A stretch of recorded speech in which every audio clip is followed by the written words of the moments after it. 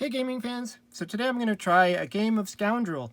I talked about this in my last video. I did a kind of a play, or not a play, but just a tutorial on how this game is played. It's played with a standard deck of cards.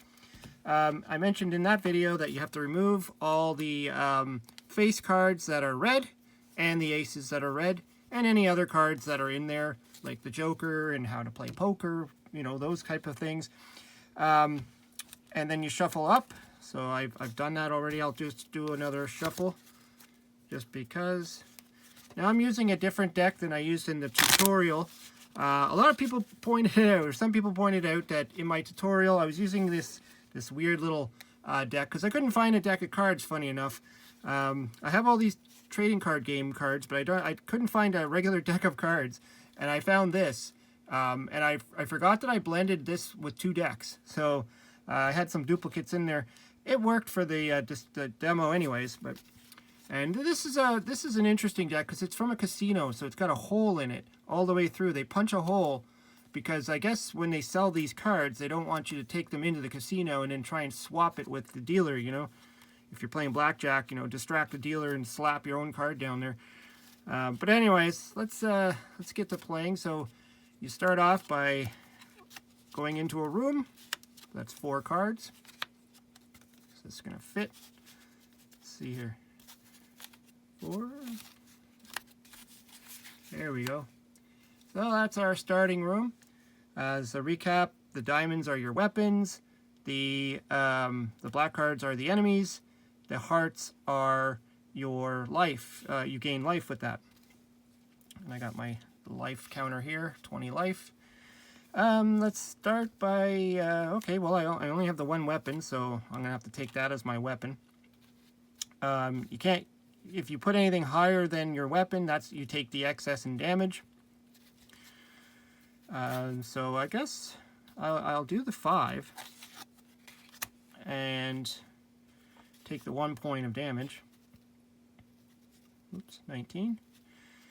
Then I'll take the 2 and take no damage because 2 is less than 4. So we got 1 card left, so that means we flip over 3 more cards. I mean, oops. I keep knocking over my life token here. Put it out of the way so it's not. All right, so what do we got here? We got life 6. Now I'm at 19 life, so gaining 6 life would be pointless because I'd only go up to 20. You can't gain more life than the 20. At least I didn't see any rules that said you could anyway. But so these cards essentially will cancel themselves out. 7, so I can take the 7 direct damage, and then I can gain the 7 life. So I'll do that. Why not? So that goes into the card graveyard, if you want to call it. We got a 6 and a 2. 6 life again, 2s. I can't put this 2 on here because it has to be a lower card. So I can take the 2 points of damage. 18, 17. So that goes in the grave. And then we open up another room. I'm looking for another weapon to replace this weapon because it's useless right now. The other thing is I'm playing aces are 1s instead of what would it normally be, 14, I think, just to make it a little bit easier. So let's see here. Well, again, we got a good weapon here. We got 10 and that's 11. So I'm going to remove this weapon, put it here. So we got a 10, which is my weapon, and we got 2 hearts. Now the thing is, also in this game, you can't use 2 potions in the same room, so 1 will have to remain if I plan to use a potion. So let's save our weapon for now. Let's just take the full jack damage. So that's 11 damage. And then I'm going to gain 10 life, so then it's only 1 damage. So I'm at 16. Okay, we're going to open up the room.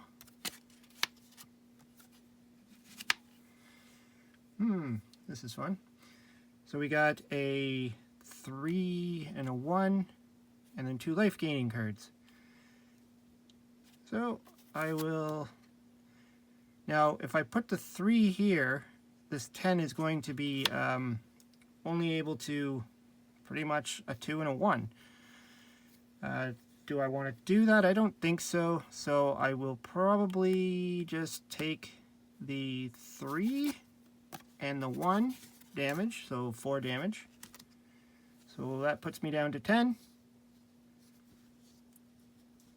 10 life. And then I'll gain the 6. That puts me up to 16 life. I still have a heart for next room. Oh, and another one. Oh, this is interesting. I've never seen this happen before. All hearts. Now, since I can only take 1 potion with me, essentially, 1 heart with me on this turn, I'm going to have to trash 2 of them. So, why not just keep... I'm at 16. So, let's just play 5. So, I'll gain 5 life. 16, 17, 18, 19, 20, right up to 20. And I'll just trash these 2 because they're the lowest and I don't need them. And back to another room. Okay, so we got 1 enemy here and 2 swords. So I'm going to use this on this one. And I guess I'm just going to have to... Now, the other thing I was wondering about was if you have multiple swords, or weapons, I should say, do you have to replace the weapon you have, or can you just trash one? But I think you have to replace it, so I think I'm going to have to do that. So, let's do that. And then I have... Well, I have to gain some life, and I don't have any reason to do so because I'm at 20, but we need to clear the board. So we'll just keep chugging along here. Alright, so got a king here. 10, jack, queen, king. So 11, 12, 13. So king is 13. Let's replace the 3 with the 6.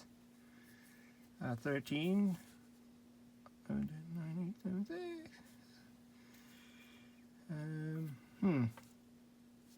Yeah, I'll do that. I guess I'll have to, because I could either take the whole 13 or I can put on the sword and minus 6.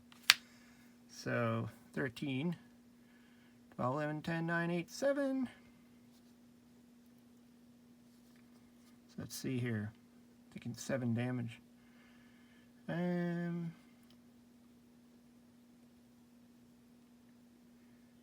we go. Guess I'll have to do the same thing, just replace this sword. And replenish the room. Okay, let's see. Again, we're stuck with a small sword and a big enemy. That's 11. And that's a big enemy as well.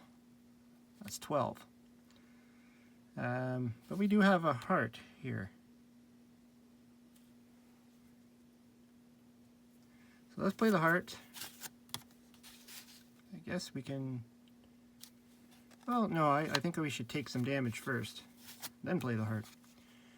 So, that's 11. So we're going to take 6 damage.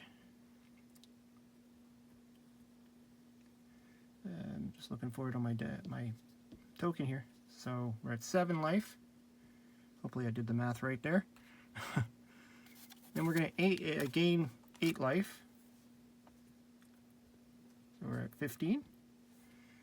And, I guess I'll just replace the sword. And, uh-oh. Getting some big enemies here.